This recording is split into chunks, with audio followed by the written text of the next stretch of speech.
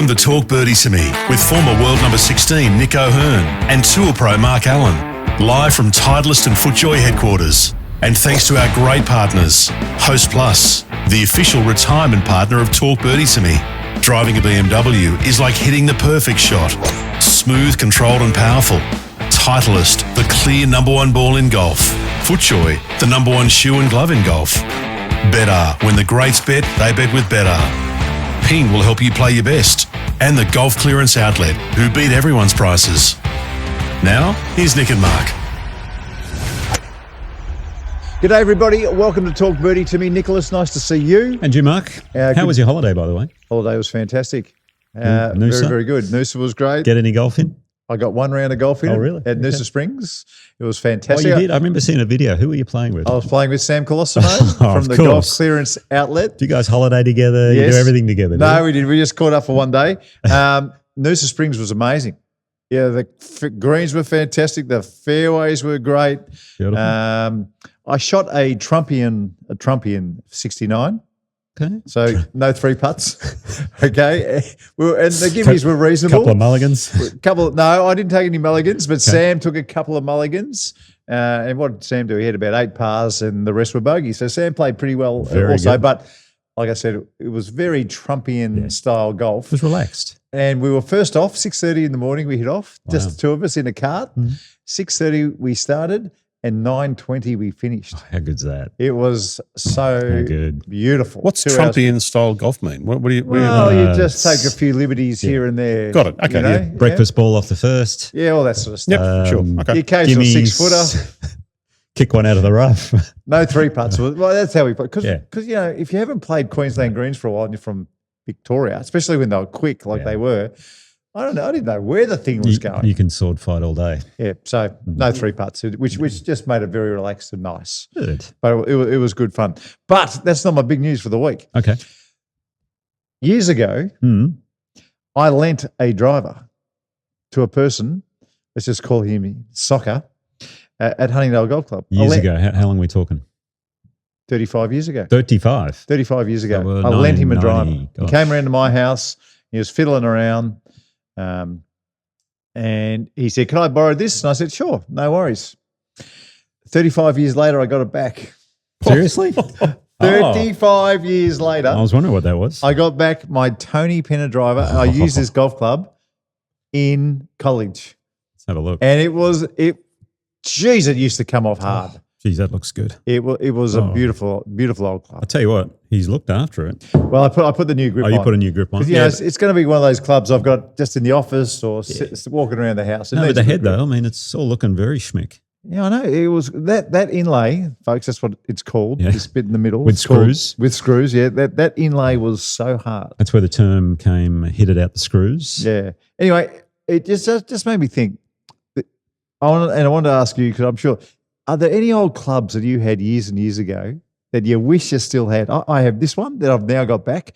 There was another one I got before Scotty Cameron became part of Titleist. Scotty Cameron used to come out to the secondary tour and he'd have his little golf bag there. And anyway, I got a Scotty Cameron putter that didn't have any Titleist on it. I wish I had that one back. I've got no idea where that one went. I've got a few that went missing somewhere along the line. What are they? My first full set of golf clubs I ever got was a set of PGF Aristocrats. Oh, I remember those. The blades. I remember those. And I got the 1 and 3 wood as well. And I don't know whatever happened to them. They look like butter knives back in the day. But you'd love them back. I'd love them back just to see what they look like. There was an old left-handed ping answer, which I bought out of the bargain barrel at the Lake Carrinup Golf Club. Do you remember how much it cost? WA Open. I think it was $30, $20. I can't remember. It was very, very little. Yeah. And then there's one more, which not for, I wouldn't use it, but I used to use it in Pro Ams on very hard and fast courses where I had an old Ping i2 1 iron. Oh, wow. Remember the 1 irons? Yeah. They were the best. If you were going to use a 1 iron, that was the 1 iron you would use. And it was the most forgiving 1 iron you've ever seen. It came out about 10 feet high. I couldn't get it any higher because I wasn't very good. But it used to run for days. Yeah, okay. Yeah. Anyway. I'll tell you, out there, folks, if you've got an old club that you used 30 years ago that you'd love back, get in touch with our socials. Or if you've still got it, send us a picture of you and that golf club, something that you've treasured from years and years ago that you still keep around the office? Mark, can I ask you a question? Is it like a library card or a library book and there's going to be late fees applied to that club for this mate of yours? No. But I'm very grateful to soccer because I gave up hope. Now, the other thing, Nicholas, I played golf with a young man called Peter Lamberton, or he used to be a young man. So I used to give him lessons when I first started giving lessons. Mm-hmm. And before that, I signed a golf ball for him. And I played golf with him. I hadn't played with him for a long time. Put your glasses on. Yeah. Check out what sort of a golf ball that was. Don't look at my signature. It's the worst signature. I'm ashamed of that signature. You wouldn't even know who that was. Bottom one, or what's That's an M for Mark Allen. That's an me. M? So I gave him a ball, as we were walking off the 18th hole, and he came over and he said, "Could you sign it for me?" And that's my signature. I'm ashamed of that signature.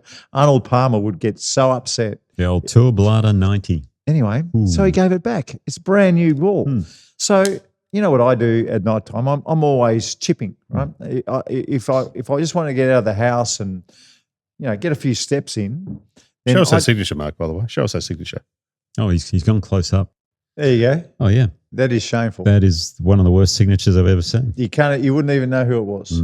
Anyway, we stayed friends, and not long after, I started giving him a few lessons, but he gave it back to me. So when I go to my golf club, Kingston Heath, to have a chip around the chipping green late at night, just to get out of the house, I just chip with two balls. And you get your steps in, you chip to different places. You have a little comp between the two balls. That's right, all that sort of stuff. Clever. Absolutely. Yeah, that's what you do. Anyway, but I threw this one into the mix. All righty. So How did it react? It's a brand newie. Well, surprisingly, should be soft. Oh, it's crazy soft. But surprisingly, I didn't have to adjust because I'm using the Pro V1X. Yeah. I didn't have to adjust to hitting it harder or anything. And amazingly, I felt like the Pro V1X, the new one, spun just as much. Really? From around the greens. Now, when you hit a full shot with it. If you hit a full wedge with it, well, this thing's going to spin off the green. Well, you're going to carve it up. You're going to carve it up. Shred it. The 90 compression Bellata. Yeah. But just for chipping around the green, I was really surprised with just how beautiful the modern ball spins when you compare it to that ball. Yeah. How many of those would you go through a round when you played a tournament? How many do you think? Well, if I was in contention, I'd go through 7 or 8. Okay. Yeah. Because if I was in a bunker, it's out the next hole. Yeah. With the 90 compression Bellata, if I walked up onto a par 5, well, it's an automatic, I want a new ball because I always felt like the old Bellata, the first couple of hits were the best and then it would come back to the field and it would just sit there for a little bit. Yeah. So I always felt that. And whether it's right or wrong, that's the way I did. So every time I stepped onto a par 5, bang, new ball. If I stepped onto a really long par 4, bang, new ball. And if I was in any bunker. So quite often, like minimum 6 balls around back in the old days. What about you? I was about 9 or 10 around. Yeah, that's right. Mainly because every time I had a wedge, it just used to carve them up. Yeah. And, ball gets not out of shape, but you get the markings on it, and I don't want to use that. And Titleist are good enough to give us plenty of golf balls to play the tournament. May as well use them. Now, that's really interesting to me because nowadays I play with one ball. Yeah, one or two tops. But they do last a lot longer now. That's right. But that tells me something about you, Nick, because some of the blokes who I was friendly with early in my career, I couldn't believe that they would only use one ball a 9. I know. They'd use one ball on the first tee. They go on the second tee. They'd get a new ball. I was looking at them going, what on earth are you doing? I felt like it was such an advantage. Absolutely. To use 6, 7, or 8 balls. I used to hear about Japanese players who would use one ball per hole. Yeah, I think Monty might have been like that. Monty as well. was a one ball per hole guy. Yeah, it was back in the day of the old Bellata. It was an enormous advantage. I'm absolutely sure. Anyway, what was your feedback? I know the Australian Open was a couple of weeks ago now. Yeah. Wherever I go at the moment, people are still jumping up and down about the Australian Open and how big it was. Are you getting the same feedback? Oh, absolutely. Yeah, it's funny. I actually just wrote a little blog for my website talking about exactly that. What is the recipe for success in a way? It's a great golf course, a superstar golfer, crazy mad loving golfers and fans, and all of a sudden you have the recipe for an amazing golf tournament. And wherever you go, it's really good. They all say, look, coverage was brilliant. Enjoyed the commentary and all that sort of stuff. But the golf course, it's was the star of the show. It really was the star. Rory was obviously the golfing star, but I actually think the star of the show was the golf course and the footage we saw that went all around the world. And more so, I think the crowds that came out as well. So they were some of the biggest crowds because I've heard different numbers. Someone said the other day it was like 120,000 people walk through the gates. And I think on the first day they may have had a few that actually, they did the right thing. They let people in that may not have had a ticket or something like that because they weren't prepared for it. Yeah, I know the story about this. So at 6:30 in the morning, Rory was hitting off at 7 a.m. He was, on the Thursday. So at 6:30, they weren't ready for 10,000 people to be at the gates who wanted to watch Rory McIlroy. But what they did, which was brilliant, was go, well, if they're here, they've got a ticket. So they said, instead of checking everybody's ticket, let's just get everybody through. So they all went through and charged the first tee at 6:30 when the gates opened. Well, the 10th tee in his case. 10th tee. And away they went. Yeah. But, I hear people talk about the finish, and the other thing they really talk about is how the heck did Rasmus Neergaard Peterson get that ball up and down on 18? Because that's almost impossible. So. Well, I reckon he got the ball as close as he possibly could have with the chip. He did. As close as possible. And to hold the putt, again, what was it, 20-footer? Something like that, 15, 20-footer. And for it to go in, it was incredible. But it shows me, and this is the bad thing, I guess, shows me how it had dragged the chain for a little bit. Well, they'd experimented with the mixed format, and we know that probably wasn't the best way forward. It's worth a try if it's going to drive the eyeballs and get the sponsors in, things like that, which it did. But now that they've separated the men's and the women's, I think that's going to be a fantastic event at Kooyonga. It's going to be brilliant. Next year, that will be amazing. The other thing I'm curious to know actually about is there was a bit of controversy at the start of the week. Rory McIlroy said, well, it's not even the best course in Melbourne. Now, we can talk about that in a second, but I wish someone had have asked him afterwards, what do you think of the course now? Yeah, that's right. Because he had 4 different weather conditions, the northerly, the southerly, a bit of rain, and then the westerly sort of came in on the final day. And the way he spoke in interviews, almost he admitted it was just one of the greatest golf courses he's ever played without him saying it, if you know what I mean. That's right. That's right.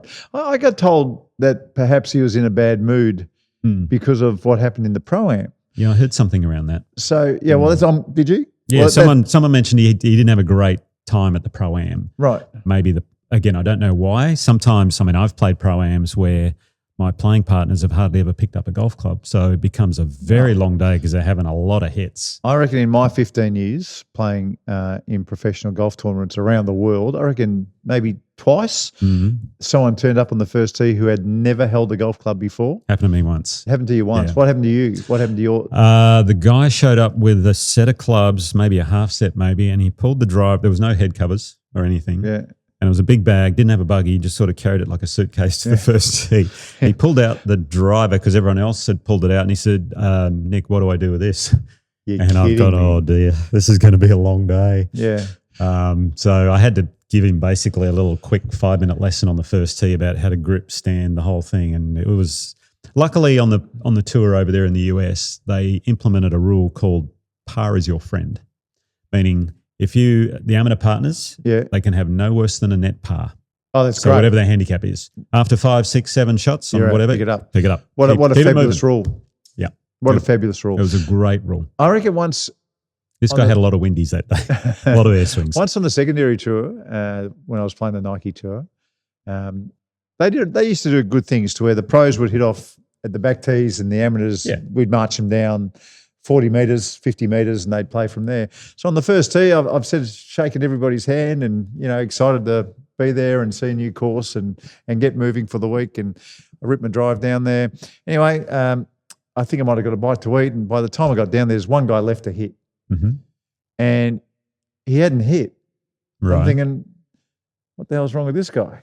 And he looked at me and he said, I'm sorry, Mark, but how do you hold a golf club? And he meant it the nicest possible way, right? Yeah. So I said, have you played the game before? He goes, no, this is my first time. And that's a shock when you're at such an event, because you'd like to think that you would give a Pro Am spot to someone who would really covered it, Really want it. who really want it, and who was a golfer. But look, that were the cards I was shown. Luckily for me, I showed him how to hold the club, and he could make contact. Oh, so that's good. it wasn't too bad Yeah, for this good. particular guy. But my understanding was that the people playing with Rory, the Australian Open, really struggled, Oh, okay. and maybe that's why he was in the mood he was in when he was Maybe. asked about the golf He was course. searching for golf balls all day rather than looking at the golf course. I'm guessing. I'm guessing. Not that he would search for balls much. Yeah, no, he wouldn't. You No, don't not do in a that. Pro-Am. Rory McIlroy wouldn't look for anybody's golf ball in a Pro-Am, and that's fair enough. Yeah. I get that. We had a comment from a Wolfpacker on this exact issue too. Really? Scott has said, I was at the Oz Open Pro-Am this year, and there was a couple of things popped in my head that I would love your thoughts on, which you're kind of talking about now. Do pros dislike Pro-Ams because being forced to play with amateurs the day before a major tournament, as in like, not a major, but a major tournament, surely is not ideal preparation. And for those pros that don't play in the Pro-Am, they can't practice the day before. And surely there should be a minimum handicap requirement for the amateurs. The amount of shanks and shots into the crowd was unbelievable. I nearly got hit 3 times. That's from Scott. Oh, Well, really? there you go. Oh, there. So if he was watching the McIlroy Pro-Am Makes pairing, sense then. Yeah. that seems to make a little bit of sense. I always enjoyed Pro-Ams because early on I realised this is a part of the game and you never know who you're going to meet. That's And right. funnily enough, some of my earliest sponsors were people I played with in Pro-Ams. So Yeah, I would yeah. always say to the young pros, look after your Pro-Am partners because you never know what may happen. Yeah, I think. And I just treat it as a practice round. Yeah. So Yeah. I think after a few years as a professional, you just get better at managing what happens in a Pro-Am. indeed. To where, the first couple of years, I'd look for everybody's golf ball. Yep. Because, I didn't want anyone down. Third year, I don't care where they hit it. I'm marching down the middle of the fairway to my ball and I'm hitting out a turn and all that kind of stuff. So you've got to be a little bit selfish. Otherwise, you do get beaten down. You do get beaten down by the Pro-Am. So I found that the people that I played with, as long as you were really nice to them on the tee and on the green, they didn't care whether you weren't looking for their golf ball or not. They understood. The best formats for Pro-Ams and any corporate outing, I think, is Jensen's, where Yes. you all head off, take the best tee shot, because it's the tee shot which tends to be the one where That's right. people struggle the most. That's And right. especially if you can use the pros ball, because then all of a sudden they were, Yeah. I've never been here before, this is great, and they played much better than their handicap at the same time. Nick, later on in the Pink Globals, will you have an update on the Vic PGA Pro-Am with our Wolfpacker Darren yes. from Certainly will. Great. Certainly will. Look forward to that. Yeah, he did And really Hummer? well. Hummer was there, and also And Snowy? Tim Snow. All right. Oh, it's a big one. I wonder who won out of those 3. The big news that we saw earlier in the week. In fact, it happened straight after our episode came out last week. There was talk about Brooks Koepka. I think it was the Flushing It organisation. Okay. They published a story that perhaps Brooks Koepka was looking at standing out in 2026. Yeah, And because then- his contract ends. He's got one more year. He's got right? 1 year, One more year. 2026 to go. Now, when they started delving into it, he is the only player on LIV that I know of, big name player, who hasn't got into the spirit of the uniforms. He wears he wears his own gear. He never has he? No. He's always got the Nike gear on. Yeah. Not the team uniform. No, that's right. You I see him thought in the that- majors. He hasn't got the team hat and the team shirt. He must have got that written into his contract because everyone's doing it. So, That's right. mm. They started talking about just breaking his contract. Now, you'd understand better than me. I imagine breaking a contract, it wouldn't just be paying, if he's contracted for 4 years, it wouldn't just be paying a quarter of that. I imagine there'd be penalties. There should be penalties, written in, I would think. Now, at the same time, he could be using it as a negotiating tool for Now, that's an interesting point. maybe upping the ante again for re-signing maybe. I mean, because if he leaves, that's a huge blow. The main players are, what are they? They're Rahm, they're Brooks, they're Bryson, Cam Smith. Mickelson probably. Mickelson's another one. Yep. Maybe Tyrrell Hatton. Tyrrell Hatton. He's up there. You got Joaquin Neiman. Yeah, he's big. Answer, maybe. Abe Answer, sort Yeah. of. Yeah, there's Sergio. There's a bunch of players.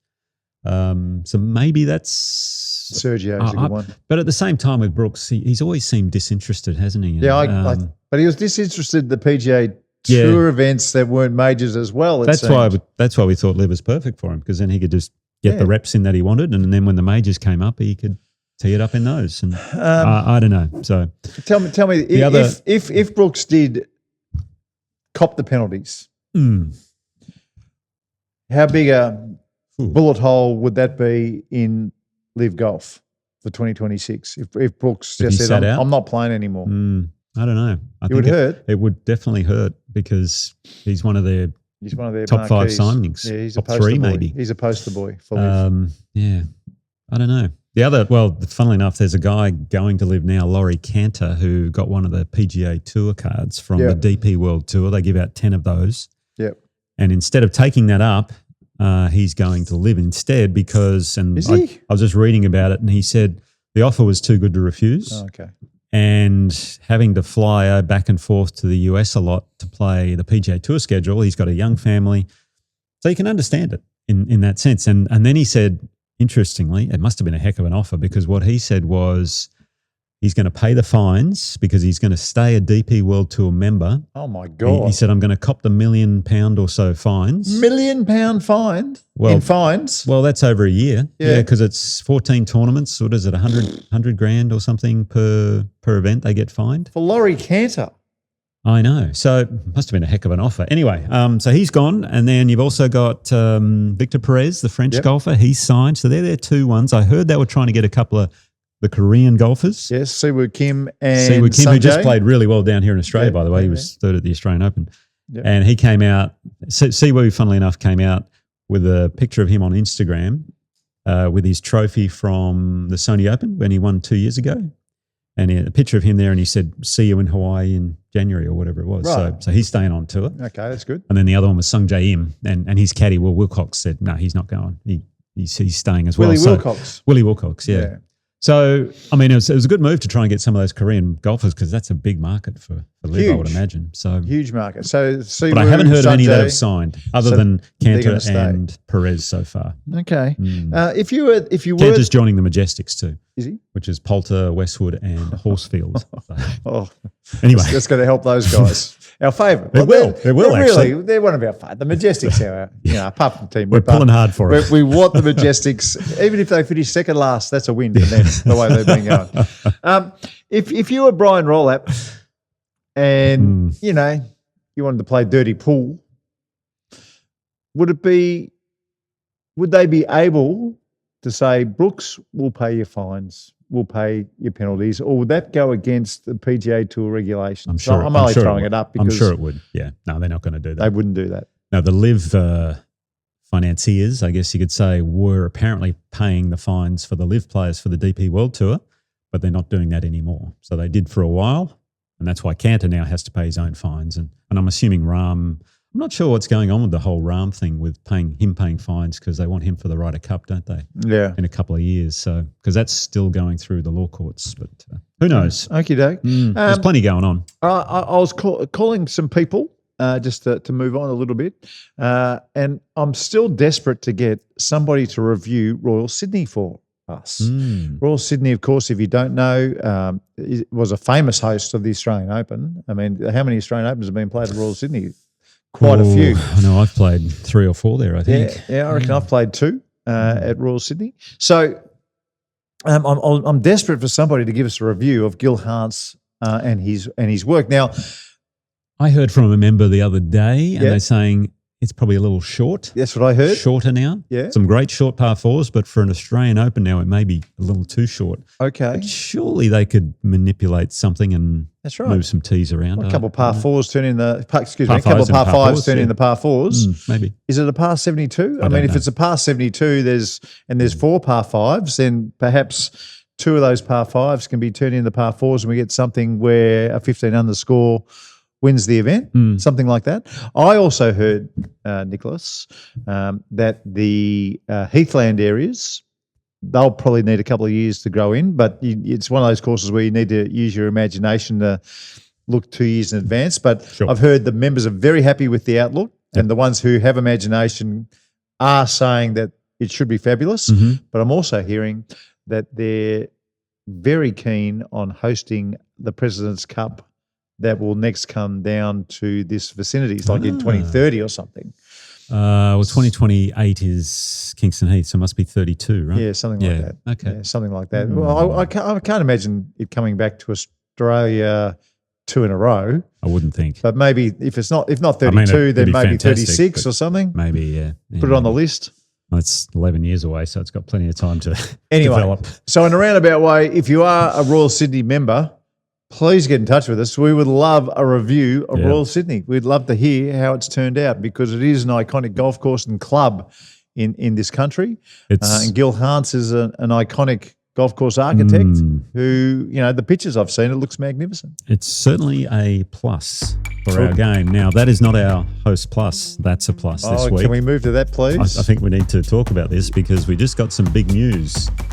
The news has just come out that, remember there was a date on the Challenger PGA Tour of Australasia's schedule in March where it was a TBC. That's right. We didn't know what the hell was going on. And you were thinking, well, maybe it could be this or that or whatever. So it's just been announced that the Aussie Tour is partnering up with the Japanese Tour. Oh, wow. Co-sanctioning an event in New Zealand, and it's called the ISPS Honda Japan Australasia Championship. That's a mouthful, isn't it? How much money are we playing for? 1.2 million Aussie. Oh, well, now we've almost got a nice swing after Chrissy now. So it fills the gap there. So they're going to be in New Zealand for 3 weeks in a row. I think they go the New Zealand PGA, the New Zealand Open, and now the Japan Australasia Championship. So big 3 weeks over there, which is awesome. So it's at the Royal Auckland and Grange Golf Club. Yes.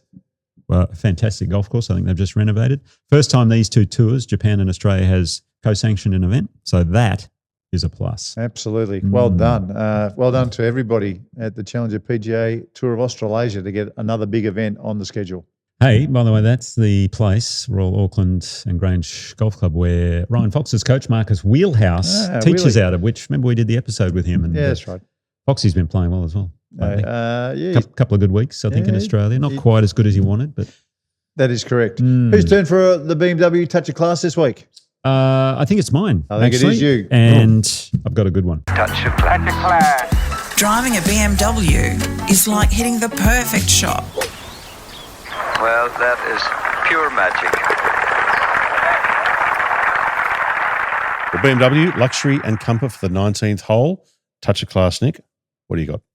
Well, you know how we were talking about LIV before and different players and schedules and who it works for, who it doesn't. Yeah. I saw an interview where one fella in particular, it said it works perfectly for him because it means he can come down and play the W Open and the Vic PGA. And it's a touch of class is Mark Leishman because how good is it for him to come down and support our home tour? And at the same time, he played with his son Harvey in the Pro Am at the Vic PGA. And his dad was caddying. His dad was caddying for his son. They unfortunately just got beaten on a countback to play the last day. So then his dad switched to Mark's bag to caddy. Sorry, he's caddying for his grandson before that, obviously. Yeah. He kicked off the bag, actually, a good mate of ours, Simon Williamson, who I played with up at the Cathedral Invitational. Simon got booted. He got the boot, unfortunately, Willow. So, but anyway, I'm sure he took it in good stride. He was out there following him, and it was a great win by Leish in the end. And I thought, well, that's a real touch of class for him to play those smaller events and support our local tour. I was going to wait until the ping level results, but his second shot into the last. Ooh. I know I went over the back, but my God, that was a long iron and a half. I think it almost hit middle stump on the way past the pin. Well, the tee shot was impressive as well. That's not the easiest tee shot. I didn't see the tee It's shot. straight downwind. You got bunkers on the right. You don't want to go left because then you get blind. And he ripped this thing over 300 metres. It was very impressive. It's a busy show for you because we're going to take a break and come back with your top five of the week. I have no idea what it is. I'm going to figure it out now.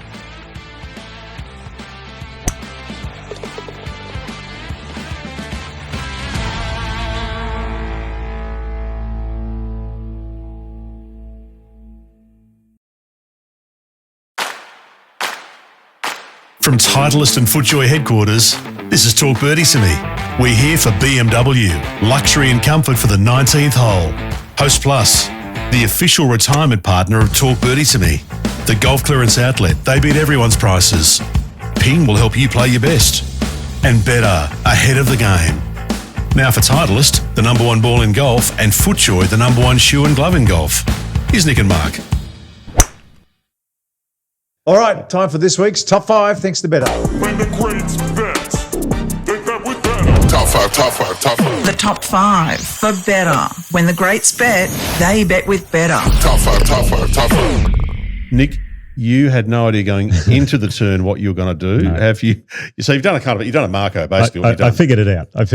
Better be good. Given we're coming towards the end of 2025, I thought my top 5 favourite moments of the year. Oh, that makes sense. How's that? Yeah, You know? that makes sense. Come on. This is Now, easy. There This is is easy. There is an honourable mention. So Of course there technically is. it's a top 6, I guess, which, it's how I roll. That's Mate, how I roll. Who'd have Honestly. thought? This wasn't really a moment. It was just more, I want to pay homage to the year that Scotty Scheffler had. Because 2 majors, 6 wins, 2 years in a row. The only other player to do that since 19 That's something your or other 6? is Tiger Woods. Scotty Scheffler's year is number 6. He just got voted Player of the Year too, the Jack Nicklaus Award. So I there know. were some great moments. I know what you're going to do. Anyway, Okay, fair so enough. that was All an right, honourable mention. it was a good year. Number 5. Yep. Here we go. The Aussie Open is back, baby. Yeah, well done. The Aussie Open's back. That's Good. number 5. That whole week was incredible. The finish, I know Cam Yep. didn't win, but it just put us back on the map again. And I can't wait for next year at your home course, Yes. the best course in Melbourne, apparently. Wow. No, look, it's all an opinion. It really is. I think we should slide it in there. Rory McIlroy is saying the Kingston Heath was the Yeah. best course in Melbourne, blah, blah, blah, blah. On Monday, some people got to play it. Right. And After one the of Aussie my Open? friends, on the Monday. And what they had the person on the first tee announcing everybody. Mhm. Now, one of my friends at Kingston Heath, Okay. his name is Sam. He slipped the tee announcer a little bit of cash.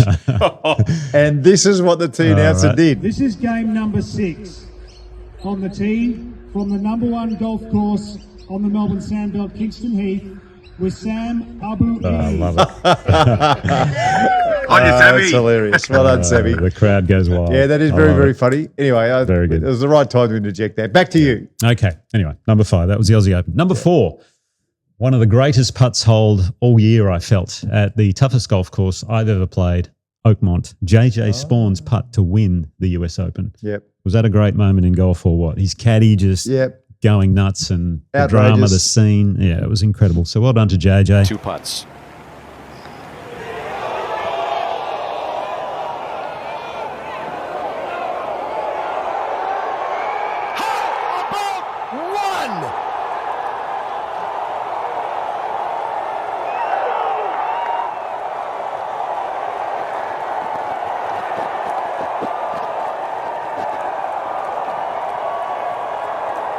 He had a great year himself. He Got did. beaten by Rory in the playoff at the Players' Championship. that's He had a right. huge year. Played well at the Ryder Cup too. Played well at the Ryder Cup.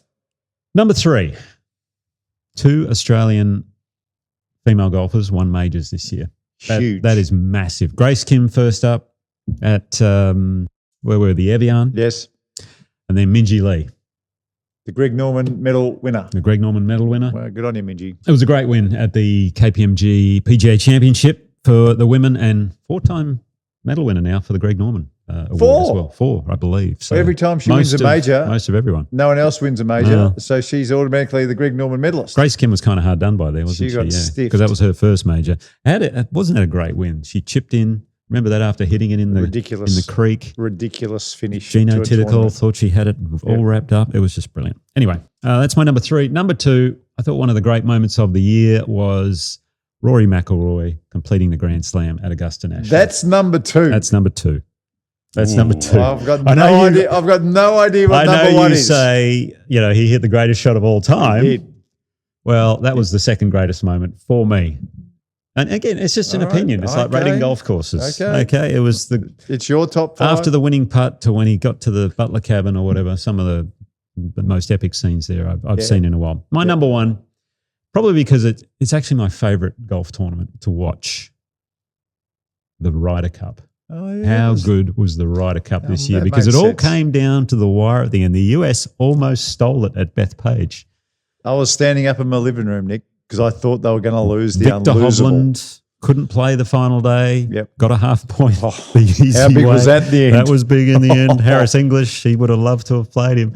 But as it turned out, it didn't matter. But just the whole week, the Ryder Cup is a special it's a special tournament. Very good. And for me, it kind of just feels a bit more of a a better moment for me than Rory's win at Augusta, although that was epic at the Great same memories. time. So It was a good year, wasn't it? top 5, I can't believe I just whipped them up. May have been a top 6 just right there. So It was a good year. It was a great year for golf. was a great year. With an Australian lean, with the girls winning majors, what a year 2025 was. Fingers crossed 2026 brings us much fun. Hopefully we get an Aussie male major winner next year. Yeah, that's true. That'd be fun. Well, that is the top 5 for better. We always get feedback on the top 5, and I have no doubt that one will get some feedback and some opinions. I'll get slaughtered. That's I'm fine. sure No, that'll you'll come. be fine. You'll be fine. I think you've done well. For Southern Golf Club, time for feedback.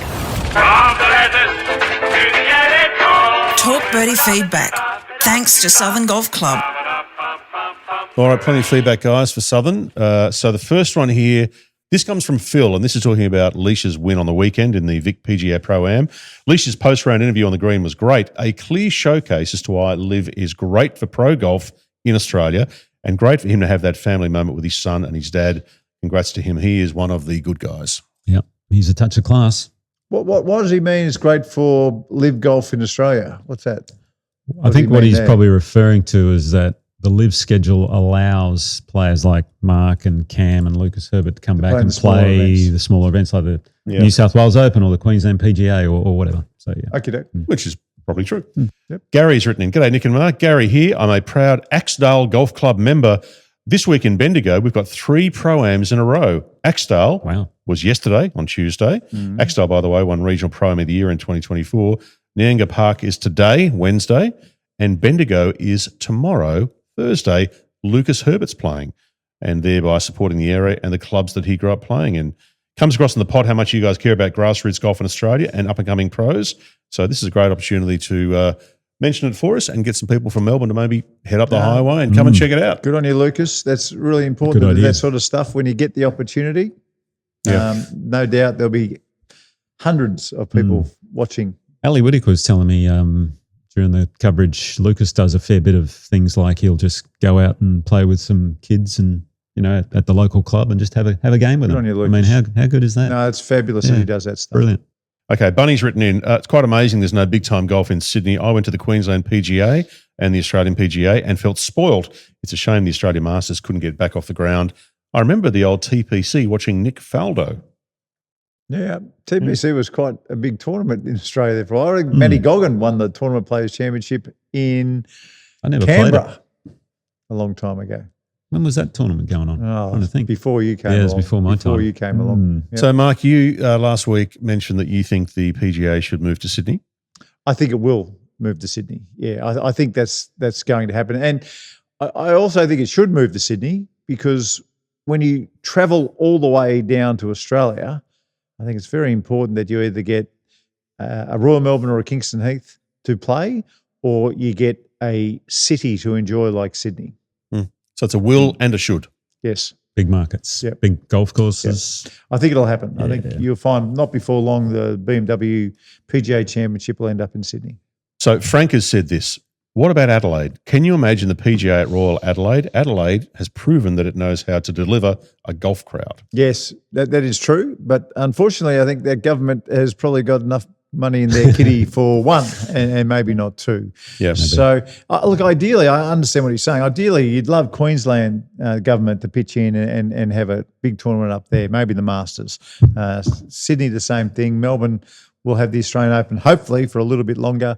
Adelaide's got LIV. Perth, we'd love a tournament over there. If you get the players, look, to me, it all comes down to what Brian Rollup's going to do. If he starts the PGA Tour season after the Super Bowl, so maybe even a week off after the Super Bowl and then start, then I think a lot of things open up for opportunity down this part of the world because players would like to get going. You know, it's one thing, well, you know, Nick, it's one thing to hit balls and play with your mates trying to get ready for a tournament, but if you look back at the 90s, what all the Europeans, and they used to come down here where the weather was good, they'd get their batteries charged and get their feels back for professional golf, and they'd get their seasons off to a good start because they were ready to go instead of, you know, a cold start. Yep. Well, Hugh does not agree with you, Mark. No, okay. Hugh has said, I've been watching all the Australian tournaments on KO and I attended the Queensland PGA and the Australian PGA. Attendance for the Queensland events was great, but less so for the rest excluding the Australian Open, of course. It should stay in Queensland where it's appreciated and the crowd support it. Yeah, I don't understand. blame him for saying that. Yeah. Don't blame him for that. Stephen has a question for you, Nick. G'day, guys. I've just finished listening to your latest episode, and I'm interested, Nick, in your thoughts on Elvis Smiley not defending his WA Open title in 2024, from 2024, when you were critical of Riggs Johnson not defending his Australian Open title. Double standard. Sure. Yeah. Well, Sort of. sort of, I guess. I'm trying to think where Elvis would have been around that time. I know he was trying to really push hard for his PGA Tour card from the DP World Tour. So I know he had a pretty crammed schedule in that October period. I'm not sure where he was that week, but obviously would have loved to have seen him defend at my home course, Mount Lawley, as a fellow left-hander. They already had a great field with Mark Leishman playing and some other local stars, but I can understand why he didn't. And then you've got, look, W Open, Australian Open, two very different tournaments, I think, in the scheme of things. Riggs, I think he was over at the Nedbank, which is a guaranteed money event. Kind of get it, but at the same time, you only get one chance to defend an Australian Open at Royal Melbourne. That's right. The Royal Melbourne big. part is huge, Big. I think, in that. So, yeah. I guess with no disrespect to the WA Open, it's not the Australian Open. It's not the Australian Open, no. If I'm managing Elvis Smiley, I'm telling him to miss the West Australian Open and try and get your US Tour card, stay fresh and have a good run at the end of the season. So I think Elvis did the right thing. Yeah. Someone else having a crack at you, Nick. I tell you what, it's a whiz. bit of a pile on here. Everyone's, So last week you talked about Peter Thompson, and you were talking about the courses you have on your resume that you've won at. And you mentioned that Peter Thompson hasn't won at Royal Melbourne. Billy has said this.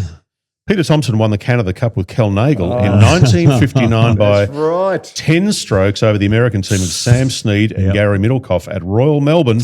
And by the way, Peter captained the winning President's Cup team, the first to be held outside the US at Royal Melbourne. This was the first success in 13 attempts. I think I said he's never won an individual tournament. I didn't say that. But we didn't think of those two think wonderful about wins, those, did they? yeah. Now, the captain one I get, but the Canada Cup. That was huge. That was enormous, Yeah. and that became the World Cup. I was down probably the thinking track. more in Australian Open terms or something like that. Well, I don't know. We both were talking about tournaments, but weren't we? No. Have we got the voucher? We should give a My voucher. bad. That's I don't mind being corrected like that. Yeah. No worries. We will give Billy $250 to the golf clearance outlet. Good on you, Billy boy. And Well done. I'll send him a copy of my book as well as an apology. So Okay. thanks, Don't Billy. do that to him. Oh, jeez. hey. Right, go on. Very good. Well done, Billy. That was great. Very good. We've got a heap of other feedback that we might leave that and come back into a feedback pod maybe a little later in the week. But I do want to end on this one here. This comes from a Nick Arnold. Ooh, the boss. Nick Arnold Upstairs. from Acushnet, from Tyler's FootJoy. Okay. Hey, guys, I was sit listening up. to the feedback pod last week when a question came in from, I think it was Adrian, who was doing a PGA associate program and asked you guys for some advice. Right. Your answer was good. Be a club pro, a teaching pro, tour player, director of golf, maybe GM of a club.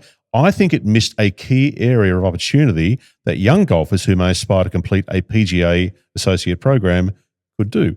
And that is a pathway into a golf company like a Titleist, like a FootJoy, and there's other ones as well. Of course. Yeah. In fact, we have 18 qualified PGA pros who currently work for Titleist and FootJoy. I know one. She used to work at Kingston Heath, who works here. Her name is Emma Larson. I know one as well, Sean Marr. I know he's out there. Well, we should get Emma. Maybe we should get Emma on to talk about her pathway into working here at Titleist. Well, see, so she works in this building, right? Upstairs. Yeah. Oh, okay. She works upstairs. Would you want to sort that can be your homework to sort her out and get Emma on in Well, we'll make finish a the week show or so. soon. I'll pop up there and see if she's keen. Yeah. All right. Well, that is the feedback for Southern Golf Club. Now, Ping Globals.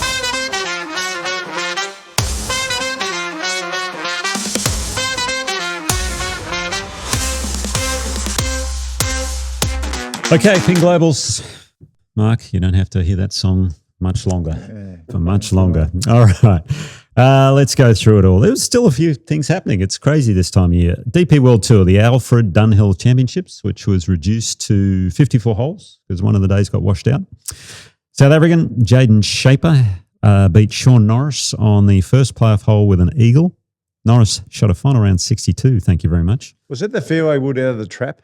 I think it was, yes. That was an amazing out of the golf shot. fairway bunker. Yep. Amazing golf shot. And he made an eagle. So well done to Jade. They've had a couple of good weeks, those two guys. Shaper was second the previous week, and I think Norris was maybe top 10 as well. So South Africans are doing well in their swing that they have over there. Yeah. On the Asian Tour, they have the Saudi Open presented by PIF, where the Swedish golfer Bjorn Helgren holds a 6-foot birdie putt to defeat our own Jack Thompson by one shot. Well done, Jack. Yeah, he played Didn't really well. realise that.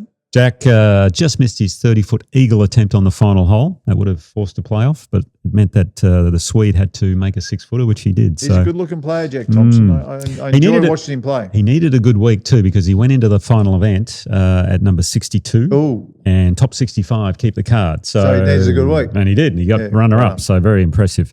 Now, the shortest guy on tour won the Order of Merit, Japanese golfer Kazuki Higa. How tall is he? He's 158 centimetres. 5'1". Is that about 5 feet? Yeah, something like that. not much. Anyway, first Japanese player to win the Order of Merit on the Asian Tour. So well done to him. Over in the US, they had a combination of the PGA and LPGA tours. They played the Grant Thornton Invitational at the Tiburon Golf Course in Florida, where Andrew Novak and Ping's own Lauren Coughlin got the win, a 3-shot win. Lauren's a Ping player, so well done to her. Actually, the second team win for Novak this year, because he won with Ben Griffin in New Orleans. So maybe he should stick to the team events. Maybe. Who knows? Anyway, Jason Day, Lydia Ko were playing. They finished tied 13th out of the 16th teams playing. Locally, we'll get there. Cathedral Invitational was last week. I saw your scores. You did quite well in the second round. I shook the rust off the first day. It was one of the great 79s too. I ground out 5 pars to finish to break 80. Shot one under par. That's right. 79. Playing with Elvis. First time I picked up a club in a few weeks. How far was he hitting the par? 40, 50 metres. Depressing. God, anyway. so But the second day I got it going. Had a couple of chip-ins, funnily enough, which was good. Shot 2 under 70 the second day, but I finished way back. My caddy, Simon Ritchie, was brilliant. I said, Simon, I'm going to call you Wilbur for the 2 days. And you know the best part about it, when you get a good caddy, it's like whatever decision I made, he says, love it, love it. You go, love that. Yeah. Good on you, I think Simon. it's right edge. Yeah, love that. That was beautiful. Anyway, so a Simon real was yes great. man on the bag. That's great. And you know, we had some tickets that we gave away to Wolfpackers from Paul at Luxury Escapes, which was great. So we had a bunch of Wolfpackers there who were checking out the tournament. The crowds look good. I saw some photos. I saw Paul there, Paul Gorman from Luxury, and also Eugene Lowell, who was out there as well. And Scotty did it reasonably well. Scotty won. Yeah. 65-64 Won on by that a golf few, course. didn't The he? greens were running at 13 on the stimp. They were faster than the Australian Open that they just came off. God. And Jim Norfolk, who's the greenkeeper out there, he says, I stimped a couple of little downhillers and they were at 18. Downhillers. My God. They were so quick. Obviously, Scotty putted well. He putted nicely, hit the ball great. Yeah. Ben Henkel shot a course record 62 the second day to be in second position along with Mark Leishman, again, 65-68 for him. So he's playing some great golf. And then he went on to the Vic PGA later that week because the Invitational finished on the Wednesday. Teed it up Thursday with his son, Harvey, and ended up winning there as well. So It's a lot of golf. It's a lot of well golf done, for him. Leish. Well It's done. huge. Yeah. Huge. Final day was a brutal day there down at Moona Links as well. saw it. He shot 76, but that was probably about the average score. It was so difficult and so much fun watching these guys struggle. I think there was only 2 players who shot under par on the final day. They hit off early? Incredible. No, sort of. Yeah, one of okay, them did, good but the wind was up all day. Yeah, It was gusting up to 60, 70K. So anyway, well done to Mark Leishman there. Josh Younger hasn't been playing much golf. He came out second. He had the final day. Well, he was neck and neck with Leish and had the lead for a while there, but unfortunately couldn't finish it off. And then finally, they had the PGA Tour Q School over there in the States where they give out 5 cards. And, I mean, what a tough week that is. Very tough week.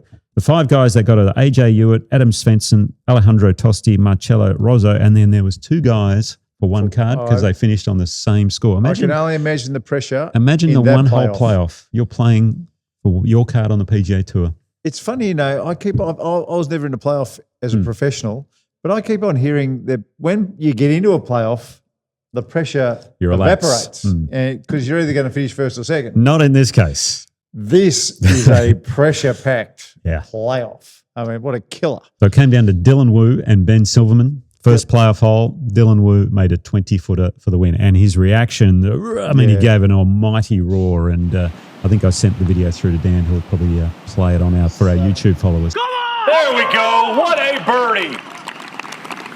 Playoff for a PGA Tour card and a 3 from Dylan Wu.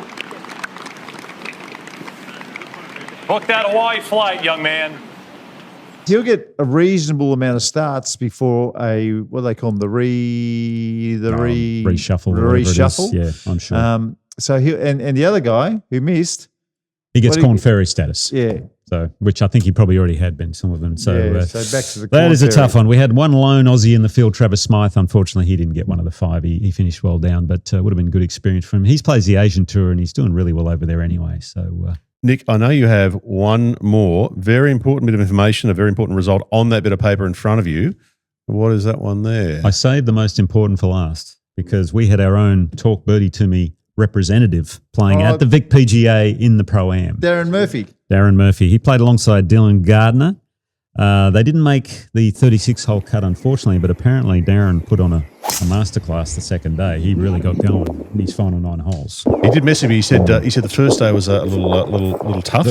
But he was really pleased with how he played on the second day. And if you look at the card, their back 9 on the second day was great. Yeah, really Tracy impressive. caddied for him, his wife? No, I think it was his nephew caddied. His nephew. okay. But Tracy came down went along. and had a great weekend. Well done, guys. Also, Hummer played. Yeah. Hummer was there playing with Tim Elliott. Didn't make the cut, unfortunately. Bit of a rough week for Playing him. with Tim Elliott. Yeah. He'd be 110 years old, Oh, Tim come Elliott. on. What's going on? Tim's a great bloke. He Still must have playing won well. did he win the Victorian PGA seniors or something? I have Tim? a feeling he must have won one of those. okay. Or he might have Monday qualified. I don't know. And then the He's a other hell of a player. Tim, I remember he had a great 1 year on the circuit where he won about 3 times, Tim Elliott. I mean, he had a season. He was good mates with Craig Parry, and Craig Yes. Parry was trying to get him onto the US tour somehow. It didn't eventuate. He had No, that short swing, very but short my God, backswing. he was a beautiful Really putter, good Tim player. Elliott. Yeah.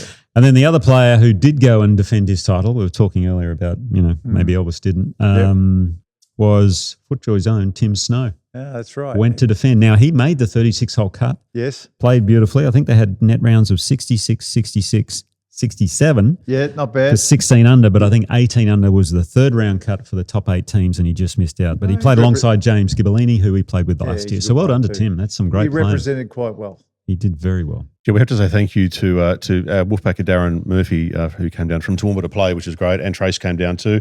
Trace left some presents for you guys. Did she? And here they are there. See that right there? Oh, yes. The little Lego man. Wow. Look at man. Look, I got a Titleist hat and you've got a I got ping the hat. ping. How good is that? Hey, look, this is my favourite. You've got white skin and I've got brown skin. Which is Look about at right. that. Which is Look at about that. right. Yeah, there you go. How good is that? That is hilarious. Oh, my goodness. Oh, thanks so much for that. That's Thank really you. nice. That is We should do brilliant. that next year again, I reckon. It's a really fun thing to do. We need to make So these good. back on the shelf, back in the Oh, background. Yeah. That's a great idea. Yeah. Hey, we will do that. Righto, Masterclass. Whose turn this week? My turn, and I'm looking forward to it, and I'm going to do it live at the chipping range. Ooh, okay. For Watch My Numbers, we'll do that next.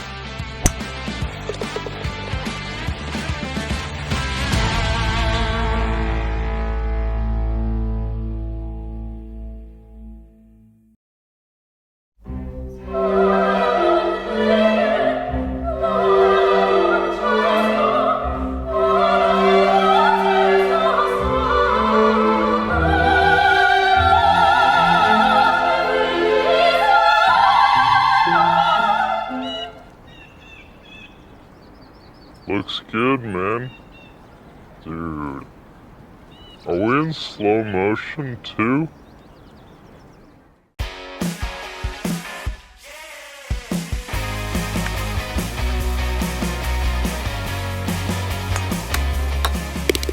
Okay, this is about how to practice your chipping and how to keep it fun.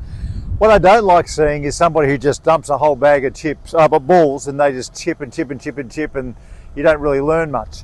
What I used to do when I was a kid, and I still do it today, is I get my 55-degree wedge, and I go to places where I wouldn't use my 55-degree wedge. So I open the club face up a little bit more and hit a little cut shot for the little fiddly ones. And for a longer one, where maybe I'd use a pitching wedge, I'll hit a little hook with a closed face. But it's very important, in my view, just to use 2 balls, because you hit these shots. There's my little cut up with a 55, and there's my little hooky one with the 55, and they do 2 different things. But variety And learning to use your touch is very important when you've got a reasonable handle on how to chip. So using this in practice, the 55 hitting shots where you'd use your 60 and the 55 hitting shots where you might use a pitching wedge will develop your skills. It's a good way to practice. I love the two balls because it makes it a little competitive, right? You got to think about every shot rather than just drag a ball over. It's really good. And it's also nice, when you hit the first one close, I always feel just a little bit of pressure. Not much because you're there by yourself most of the time. But when you get two that are stiff, you know you're on the right track. Yeah. And it just beats hitting ball after ball after ball after ball after ball. Some people just go there and empty their practice bag. And I don't think, one, you don't get any exercise. Two, you leave a big hole in the chipping area.